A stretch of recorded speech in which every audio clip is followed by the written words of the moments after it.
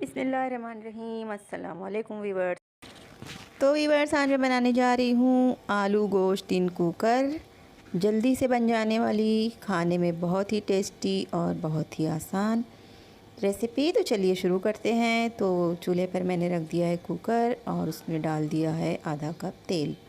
और जैसे ही तेल गर्म हो जाता है मैं इसमें डाल रही हूँ 3-4 तेज़ पत्ते, थोड़े से गरम मसाले जैसे कि छोटी इलायची, बड़ी इलायची, दालचीनी, लौंग, काली मिर्च वगैरह, और थोड़े ही लेने हैं ये। और जब ये तड़कने लगे तब मैं इसमें ऐड कर देती हूँ आधा किलो गोश्त। ये बीफ है, आप चाहें तो मटन से भी बना सकते हैं।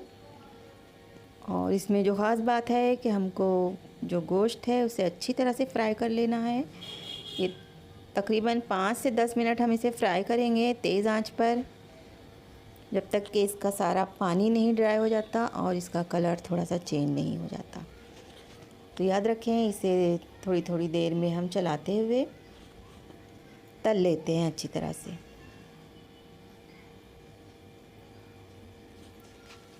तो अभी भी इसमें थोड़ा सा पानी है और इस स्टेज पर मैं इसमें ऐड कर रही हूँ नमक। और नमक आप हस्ब ज़रूरत डाल सकते हैं। नमक डालने के बाद इसे कुछ देर और इसी तरह से चलाते हुए फ्राई करना है, ताकि इसका जो पानी है वो कम्प्लीटली ड्राई हो जाए और गोश्त हमारा अच्छी तरह से फ्राई हो जाए।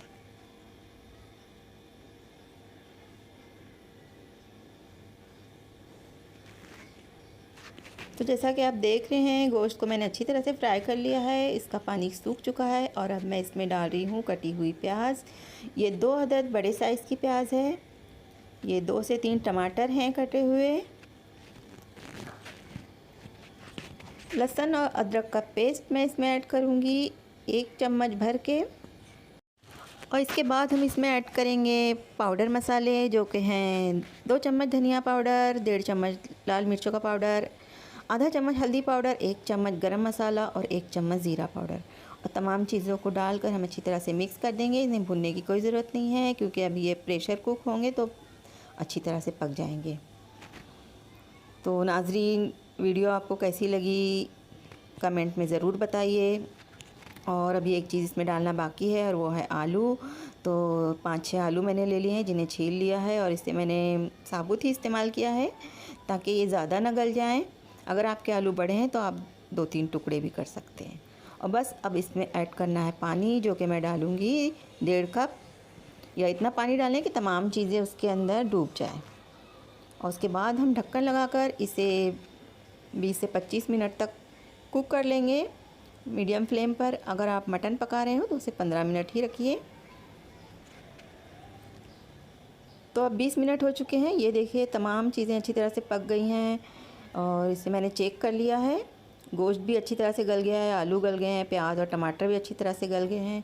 अगर आप इसमें ज़्यादा शोरबा चाहते हैं तो थोड़ा पानी डालकर बॉईल कर लीजिए। अभी इसमें तरी ऊपर नहीं आई है, इसे थोड़ा देर के लिए छोड़ देते हैं तो तेल ऊपर आ जाएगा। तो ये देखिए, कुछ देर बाद कितना खुशनुमा रंग आया है और बहुत ही अच्छा लग रहा है। तो वीडियो पसंद आई हो तो लाइक का बटन दबाना मत भूलिएगा। देखने के लिए बहुत बहुत शुक्रिया।